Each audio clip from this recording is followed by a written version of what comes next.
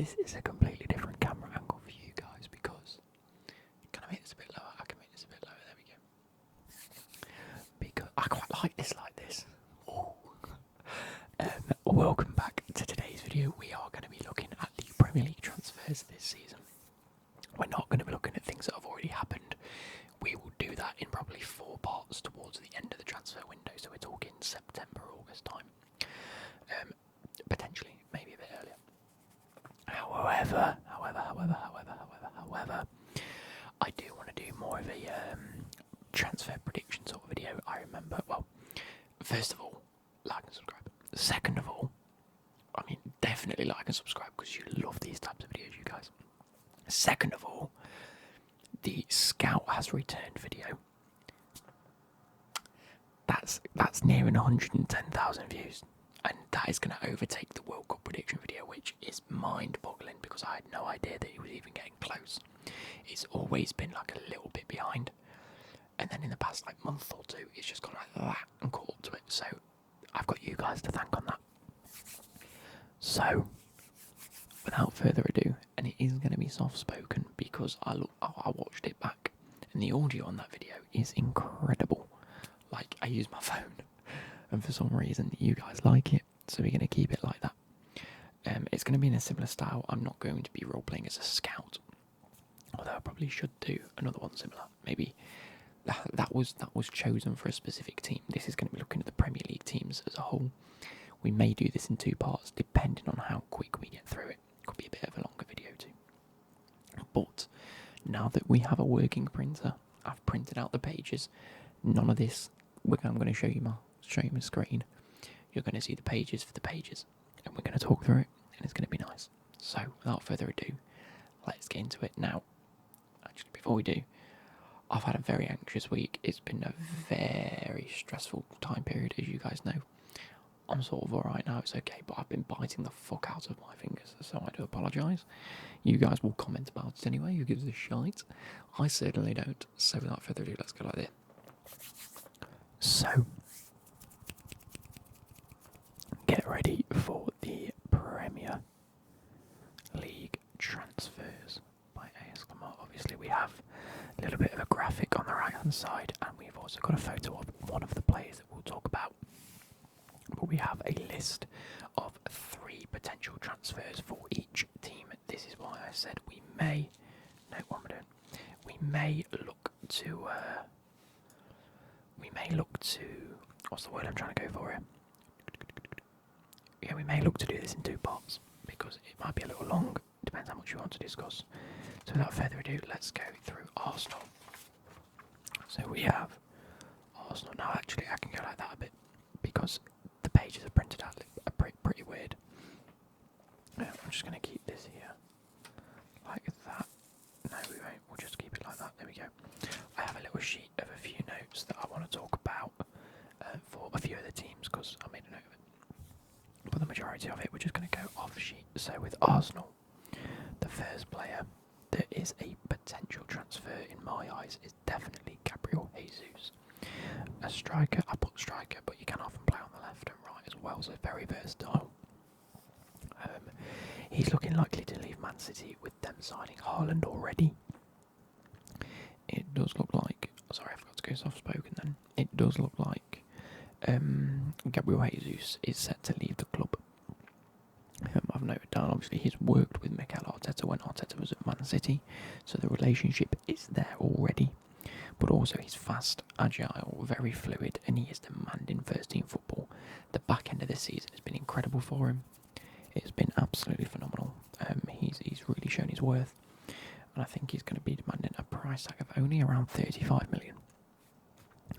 Next, Arsenal are always looking to improve their midfield. You know, the greats of Vieira, and who else do they have in the midfield? I can't remember the Arsenal midfielders now. I'm trying to think of Fabregas players like that. They've always demanded a strong midfield. Now it's coming along. You know, they had other areas over the past few seasons that have needed to improve, such as their attack and their defence mainly. But the midfield they need to improve, so I've got 2 here. First one, Lens Decore. He's been linked to a number of clubs this transfer window. So I think moving to Arsenal for him could be another good one. He's young, he's strong, he's got great stamina, and I think at the minute what Arsenal are lacking is a centre midfielder that doesn't either get injured, because Partey's been injured quite a bit, but at the same time they need someone that can run and just run and run and run and run. You know, you see it with Fred at Man United, Kante at Chelsea. You've got the likes of Fabinho and Henderson, Bush, maybe even Naby Keita at Liverpool. Man City have Gundogan and fucking Rodri, all of these players that can last the full 90 minutes. At Arsenal, I don't really see anyone at the minute. They had Sambi Lokonga, they've barely used him. So I think a player like Leinster Corey would be good. But also, or for 15 million as well, which is the estimated price tag of him at the minute, I do think that that's a bit of a bargain. On the flip side, we have Yuri Tielemans from Leicester. Now, he's a player that's floated around for years and years and years and years. He has this wicked potential. Everyone knows how good he can be. Everyone knows how good he is already at Leicester. But now I think it's time for him to move on. He needs to go to one of the top 6 clubs. And I think he's a brilliant fit. Right, him specifically, this is Yuri Tielemans. Him specifically could just work wonders. He's one of them sort of Fabregas type players. He's got Prem experience already, and he controls the possession. He does. He knows when to go forward. He knows when to sit back. He knows when to pick a pass. And I think a little bit of experience, but also composure is needed in Arsenal's midfield recently. I think it's like the missing piece of the jigsaw. Someone like that, Tielemans, who can just control the game a little better. And then Decore, who's a little bit more of a runner. So we're going to move on. Obviously, Yuri Tielemans is only demanding around about a £25 million price tag. So, yeah, I'll make you submit your mind upon that. Hopefully we'll see at least one of these go to Arsenal. Next, we have Aston Villa. Now, Aston Villa is a weird one because they've spent a lot of money already over the past couple of seasons, you know. They've already bought Coutinho this year. They've already signed... Have they signed anyone else? I feel like they've signed someone else. But it's time for them to... You know, they've got the attack sorted out. They've got the likes of Ollie Watkins. They brought in Coutinho. The midfield is already strong. You've got like John McGinn, however you pronounce it. I get shouted out all the time. But they really, really, really need to shore up their defence a little bit. So I've identified 3 key areas: goalkeeper, centre back, and left back. And now the first one that they've been linked to is Calvin Bassey, the left back from Rangers. I saw him play throughout Rangers' European campaign. He is phenomenal. He is fast. He is strong. He can defend really well. He knows when to put in a challenge. But the best thing about him is that he can carry the ball very, very well. He knows how to take a few touches, stride past a few players, and then lay the pass off as a wing-back should. And I think that's very good. But he is demanding about 25 million from Rangers at the minute, which, after Aston Villa's last couple of expenditure seasons, shall we say, might be a little bit too much. Back up to this, Robin Olsen, obviously already at Aston Villa. Is he already at Aston Villa? I feel like he's already at Aston Villa. My mind's having a bit of a mind blank at the minute. Olsen.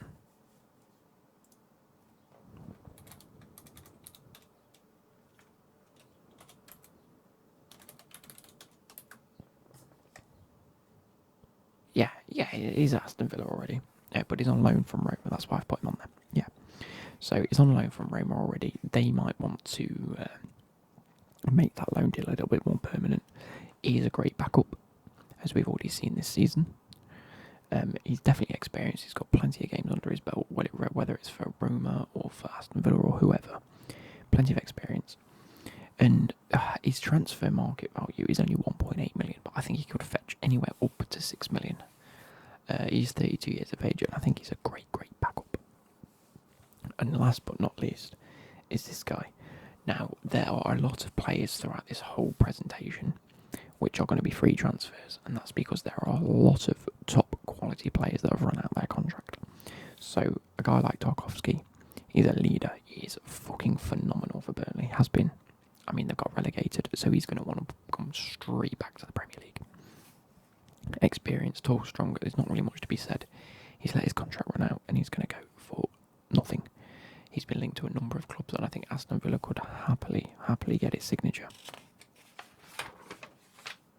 Next we have Brentford. Now Brentford was the hardest one for me to really pick up on because I didn't really know where they need to improve. For me, I've gone definitely central midfield. I think they are lacking just one or two key playmakers. The attack, they've got the likes of Ivan Toney at the back. They've got Ajer, Janssen. They've got some great players in defence. Who's their wing back? Nico Henry, I think, is great as well. So I don't think at the back or up front they really need to focus on, but I think definitely this position. Now looking at this list, there's some obvious ones. Christian Eriksen has been on loan with them. Just getting him back into football, what a player he is. And obviously he's available on a free transfer. I've put down that he's an elite player because he is an absolute elite player, but there is no expectations for him to be the best in the world in his position if he stays at a club like Brentford. He's been linked to Liverpool, he's been linked to Spurs, he's been linked to a number of top quality clubs, which is fair enough. He is that quality and he could go. But I think putting that level of expectation on Eriksen in the position he's in, both physically, mentally, and just in this stage of his career, I don't think is good for him. So I think if Brentford can keep hold of him and just use him as that first team player that will always be on the team sheet, get him some experience, keep him fit, at least for a number of seasons, then I think he'll be happy and content. If you can pay him the wages that he wants, then happy days. I think it'll be good for Eriksen himself to stay at Brentford. Next on my list is Nicolo Ravella from Inter Milan. He's actually not demanding as high a price tag as I thought. He's already experienced. He's got bags of potential. He's very young, but he's a brilliant playmaker. Like I said, they've got an okay defence. They've got an okay attack. We need something in the middle to bring it all together. So a player like Nicolo Ravella could go.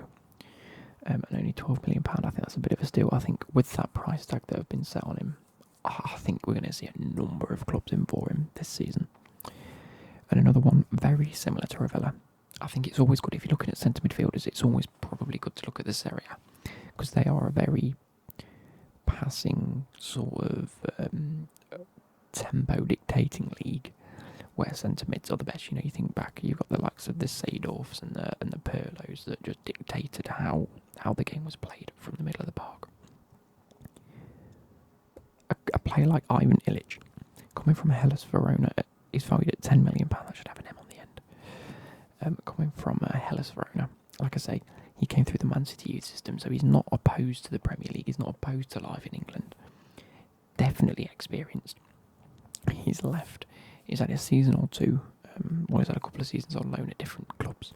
He's had an outstanding season at Hellas Verona, but he's very versatile. He can play attacking, he can play defensive, and like I say, Ravella and Eriksen will be coming to Brentford if they do sign, if they do anything. They'll be coming to do a job of playmaking and setting up a play.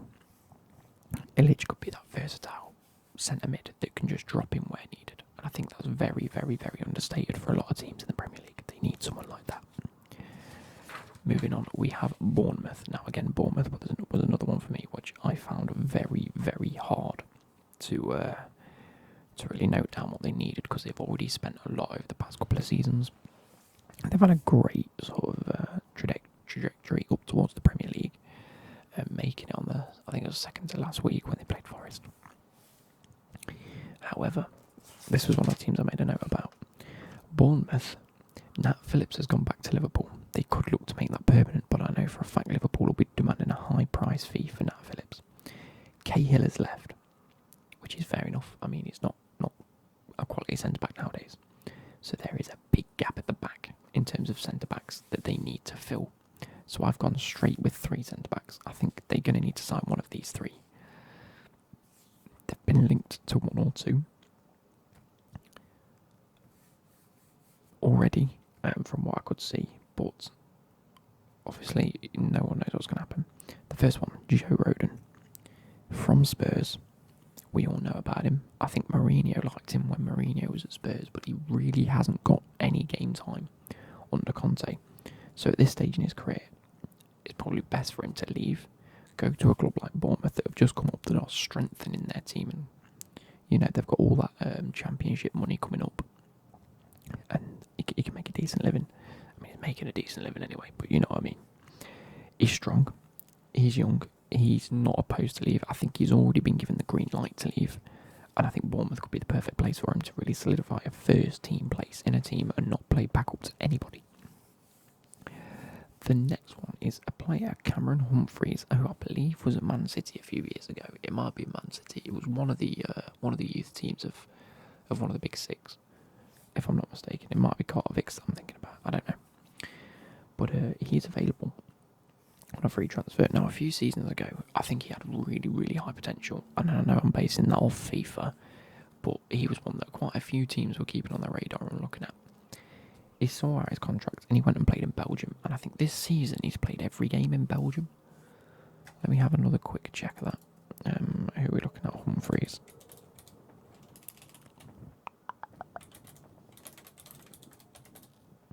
Cameron Humphreys, he's English. So again, he's played 26 matches in 26 matches in the Belgian Pro League this season for SV Zultewagen. But again, he's seen out his contract there. And from just typing in his name, I did this presentation about 2 or 3 days ago.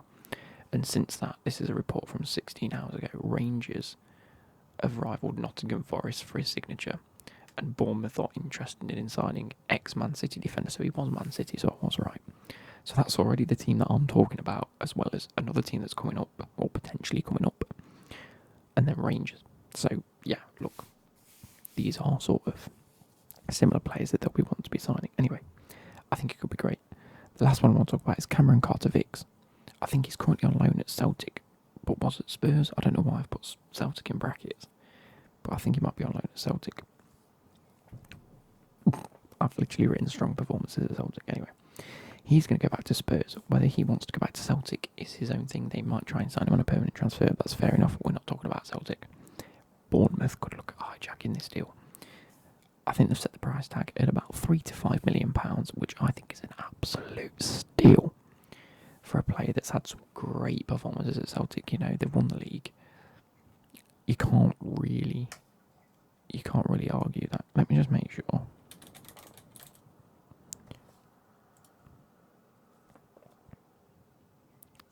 Yep, he played in 33 matches and scored 4 goals from centre back. I think that's going to be great, and he's only 24, so I think that could be great.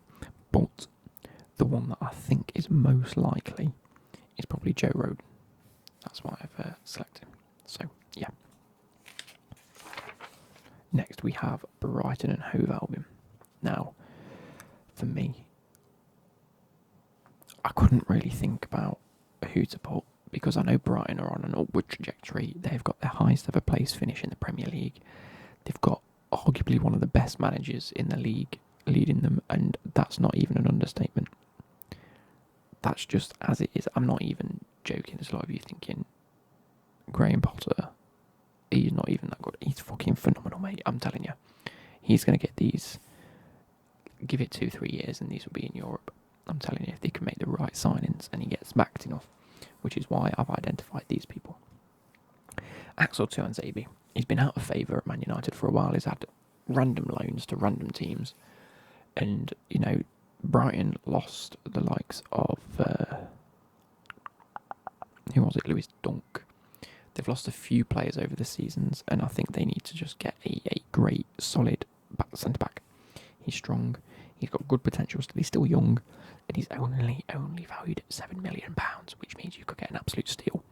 Ten Hag is going to come into Man United. He's going to chuck off, and I already know about it. He's going to fucking get rid of a load of shitters like Tuanzebe that's not Man United quality, and rebuild that whole team, which is what's needed at Man United. So I think it's a good time for Brighton to go and put in a bid. Say Tuanzebe, £7 million. He can play centre back and right back, and I think that's very, very, very good.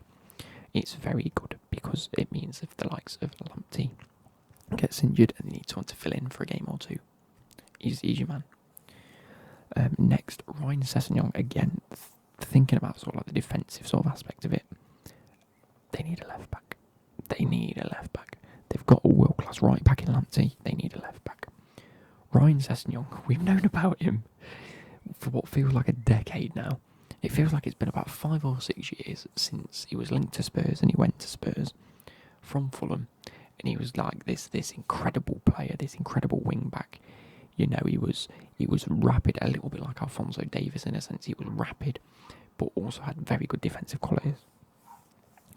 He can play as a winger, he can play as a defender, he can play anywhere down that left-hand side. He's still only 22.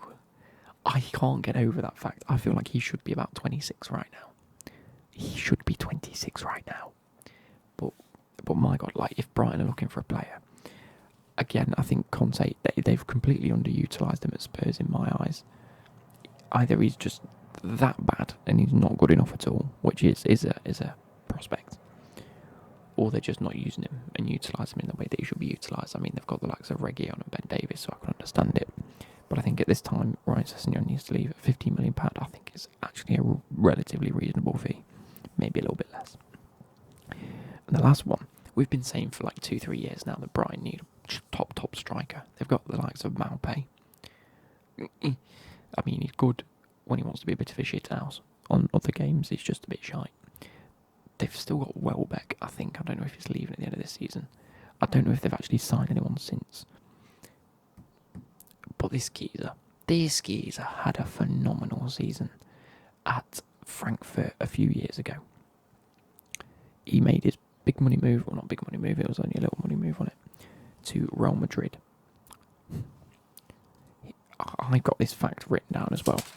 Luka Jovic last season has made 3 appearances for Real Madrid. What's the point?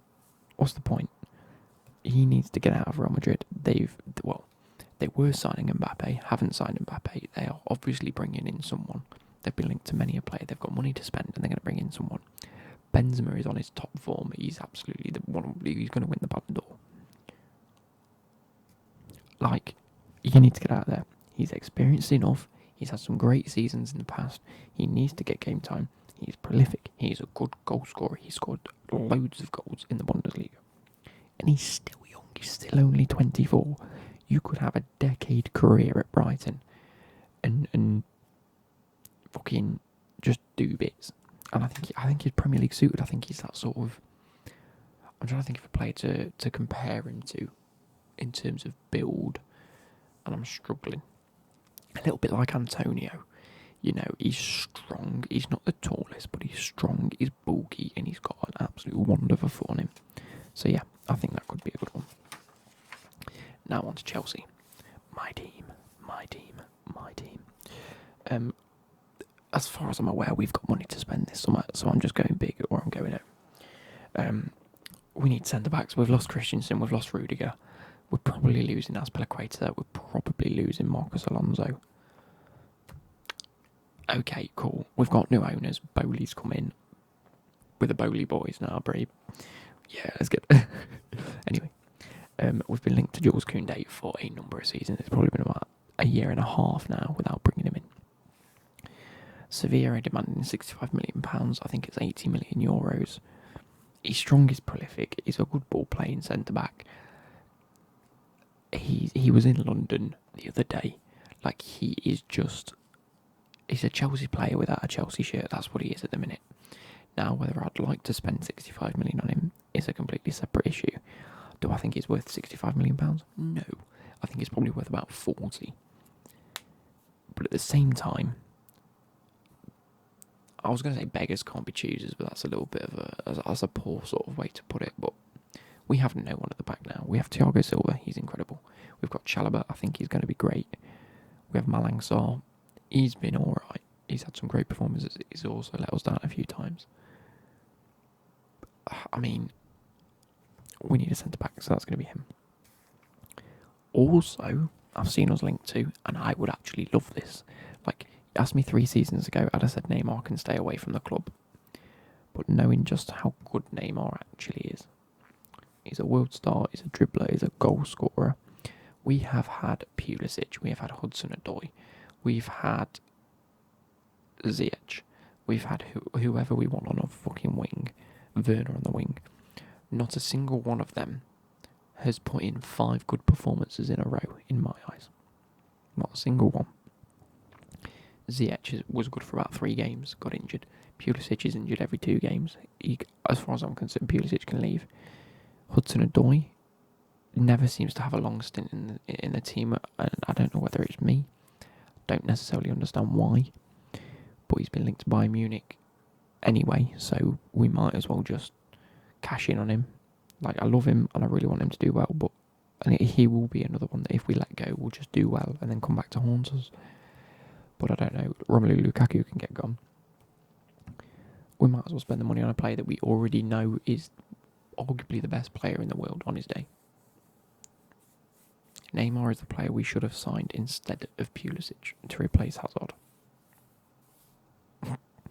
So, and I saw it the other day. PSG wants £70 million for their £190 million player. I think 70 million is really reasonable for Neymar. I think it is. Last but not least, a player that we've also been linked with, but also a number of Premier League clubs, top Premier League clubs. You've got Liverpool, you've got Man United, you've got Chelsea, you've got Arsenal. All of these want this player. He's been phenomenal this season at Monaco. They're demanding £55 million for what is currently probably a one-season wonder. So I'm not too fussed if we don't get him. But he's got bags of potential. He is strong, he is athletic, and it's Aurelien Tchouameni. I fucking bossed that name, didn't I? Aurelien Tchouameni. Can you tell I've been practicing that name? Anyway, that's Chelsea done. The one that I'd most like to see is Neymar, and I never thought I'd say that. But we need some centre-backs, so we're probably going to go and buy 3 centre-backs and not buy an attacker. Moving on. Crystal Palace. Crystal Palace.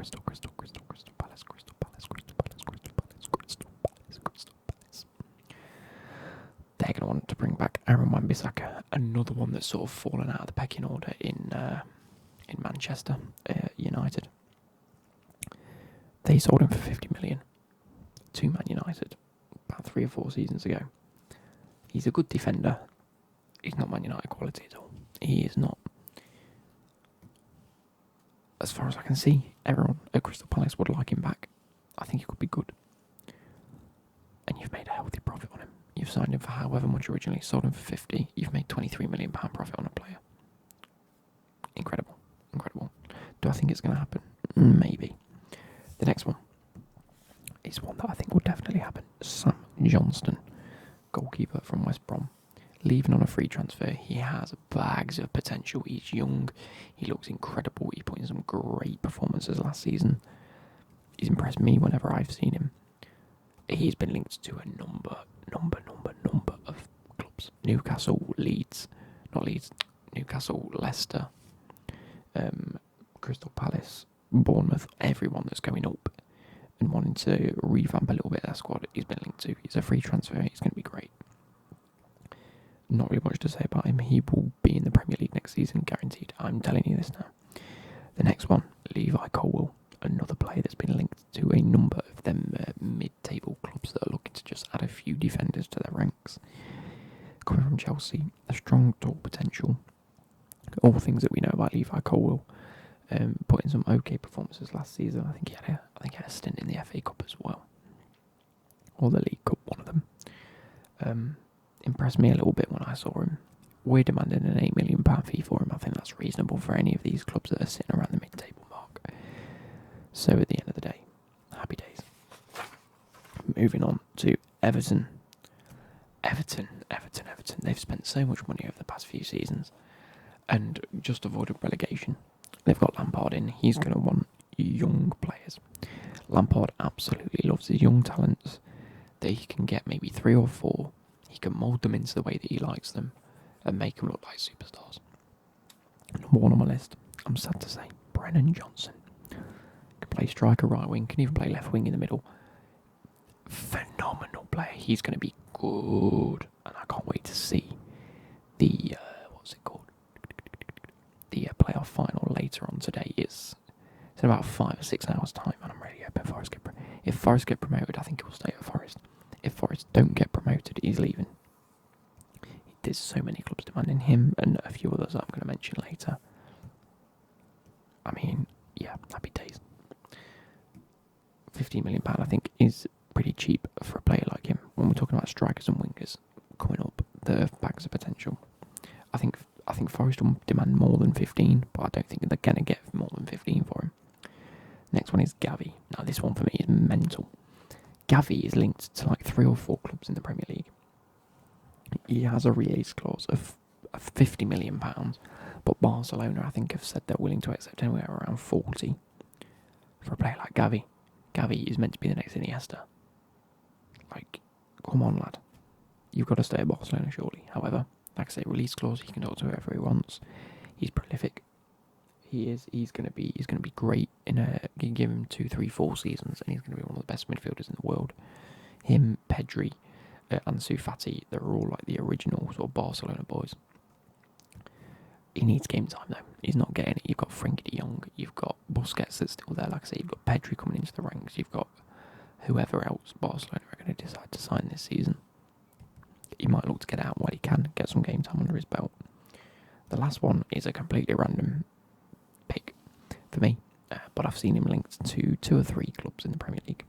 This is Valentin Castellanos from New York City. He's valued at £15 million. He's done great in the MLS this year. He is a absolute poacher of a player, goal scorer. He's versatile as far as I can see. He can play like off the striker, next to the striker as a pair or whatever. But Everton need a great backup striker. Dominic Calvert-Lewin looks like he might be leaving the club. I've seen a few rumours, so I think a backup to Richarlison, £50 million, you can't get wrong with that. Moving on to Fulham. These are mental, by the way, from what I've seen. Nemanja Matic has been linked. We know Matic, he's strong, he's calm, he's a good ball player, he's a lot more physical. He's definitely past it nowadays. He's not a Chelsea or Man United player anymore. He's just not at that level. He's getting older. A team like Fulham coming up from the Premier League, that CDM spot they need to lock down. They've had the likes of Zambo Anguissa, who's done an okay job, but he might be. I think he's going back to Napoli as far as tomorrow, back to the Serie A. So they might look for a CDM. He's leaving Man United on a free transfer. There's no way that Ten Hag's keeping a guy like Nemanja Matic at the club. I think he's out of contract anyway. You might as well pick him up, pay him a little bit of your wages, and then just, even if he's just a backup, he's a good backup, especially for the likes of Fulham. Ryan Fredericks, a Fulham boy, played for Fulham. I don't know if he's actually a Fulham boy, but I know he played for Fulham. He's leaving West Ham. And he's been linked heavily to Fulham. Played there, wants to go back. Fulham really need a right back. So, happy days. I can see him going, and another free transfer. Look at Fulham doing a bit of business. Look at this. 3 free transfers that I've recommended. Last one on my list, I think, is the best one of them all. Best free transfer I've seen this season. Thomas Strakosha wants to leave Lazio. He's seeing out the end of his contract. He's top quality. He's a shot stopper. He's tall. Everything you want in a goalkeeper. Who have Fulham got? Rodak. Who else have they got? They've got another one, I can't remember. Either way. Levels above. Moving forward, we have the likes of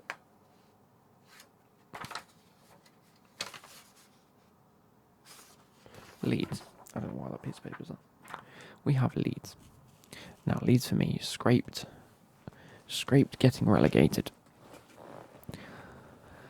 They were lucky, don't get me wrong. Their tactics weren't necessarily set up very, very, very attacking wise. We can definitely agree on that. So what have I looked at here? I've looked at players that will either shore their positions up. We'll just go through them. Nathan Collins, they need a centre back. They had Ben White for a season. He then went back to Burnley and got sold to Arsenal. Great, happy days. They never replaced him. Their defence is so shaky and bad and just shit that they just leak goals. Meslier is still a great keeper, but there's only so much a keeper can do when the defence lets him down. Again, Burnley relegated. They're going to want to sell off a few players. or no, their players are going to want to come back into the Premier League. And I think tall, strong, great potential on Nathan Collins. He's a good footballer. £10 million. I think he's definitely Premier League quality. I can see him at Leeds. And obviously Leeds and Burnley not too far away from each other. Kennedy, I think he's another player this season that we've recalled him from loan as a backup for when Chilwell was out. If Alonso leaves, we might keep him as a backup, but we've also been linked with a few left backs. I think Kennedy's out of the club. We've loaned him out enough times now. He's not a Chelsea player at all. Left mid, left wing back, I think is what Leeds need. They need, well, like I say, they're very attacking, so they need a player that can sit a bit deeper. But when they attack, they just fucking bomb it down the wings, and I think Kennedy could be that guy.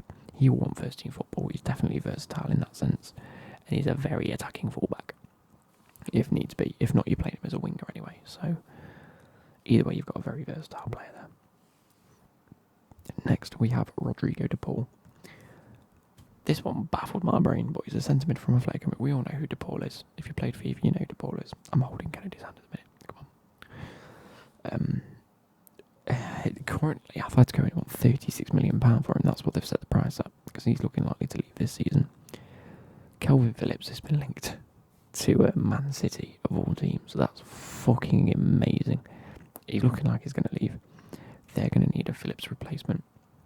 Now, I don't think Rodrigo de Paul is definitely a direct replacement, but I do think that using a lot of the money that they're going to get from that, Rodrigo de Paul will make their midfield incredible. And definitely go straight to the first team. And we're probably going to end it here on Leicester City, because I'm going to make a part 2 of this and put that out next week. So make sure you're here for it. Leicester City. Now, for me, I was a bit concerned they might be losing to Yellemans. Who else? They had Adam and Lookman. We'll start with Lookman, actually. First time we'll start from the bottom. Start up from the bottom now. Yeah. Start up from the bottom now. Team's fucking here. Anyway. They had Ademola Lookman on loan for the first couple of seasons. For the first couple of matches, he looked like one of the best signings Leicester have ever made. Tailed off towards the middle and the end of the season, but still a great player. They might look to make that loan mate permanent. It'd make sense for them to keep someone like Ademola Lookman instead of looking for a replacement for him. You might as well just sign him on a permanent basis. He's fast, he's agile, he's got a goal or two in him. I think he could be great. RB Leipzig only looking for about 10 million for him. I think that's very good. A player that I've never heard of, by the way, and when I saw this rumour, I had to Google it. He's been linked to about 50 clubs. I'm not even joking. He's been linked to about 50 clubs. Everybody wants him. His name's Manu Kone, but his real name is actually Quadio. I'm going to go Quadio Kone. But everyone calls him Manu Kone for whatever reason. He's a centre mid from Mönchengladbach. £15 million. Now, I looked at the stats. Very impressive. He looks like an absolutely solid centre midfielder. Very versatile. He's young, he's got great potential. Again, one of these where, depending on what Brendan Rodgers wants from him, he could probably do the job. So I think that's what Brendan Rodgers likes. He likes a player that can maybe do one or two different things. Like that, young, got great potential, has impressed at Gladbach, Borussia Mönchengladbach, that is. And we could see him going for about £50 million. But don't be surprised if you see this name at any other Premier League club, or I don't know, a team in Spain or Italy or Germany. You know, them sort of mid, like a Mönchengladbach or a Sevilla or something like that. And last but not least for me is Elif Elmas. Now, so Elmas himself has been at Napoli for, I don't know how long he's been there now, but his attributes, we'll go through his attributes. He's an absolute pace setter, similar to the likes of a Tielemans or the likes of a Fabregas Bakitera or Pirlo. Even I might link him to a bit more of a Kovacic nowadays, because that's what we're starting to see from the midfielders that dictate the game. Is instead of like playing the cut-through pass, the breakthrough defence, we're seeing them carry the ball a bit more and begin an attack that way.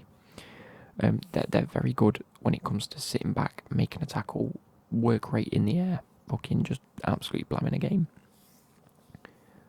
But a man like Elmas is like a Kovacic. He will pick up the ball from deep. He'll either make the pass that you need or he'll drive with it. And he's a very versatile midfielder in that sense that he can do both. He can both be a man to be a bit more defensive if there's them games like if Leicester were to play either a Man City or Liverpool where you need him to sit deeper, you need him to work hard and just chase the game a bit, he'll do it. Or if you're playing the likes of a Watford or a Burnley or a Norwich that have all been relegated this season where Leicester are probably going to dominate, you play the ball into him and he just starts the attack and he actually gets things going. Elmas could be that man. However, he will demand a £30 million price tag, and if you know anything about Leicester, they don't like to spend millions and millions and millions and millions on one player. They'd rather spread it out across 2 or 3 players. So, hey, there we go. Might be a bit of a bargain, a few of these. So yeah, we're going to leave it there for today's episode. We're going to come back next week for a part 2 where we run through the rest of the Premier League. But I hope you guys have enjoyed so far, and I'll catch you later.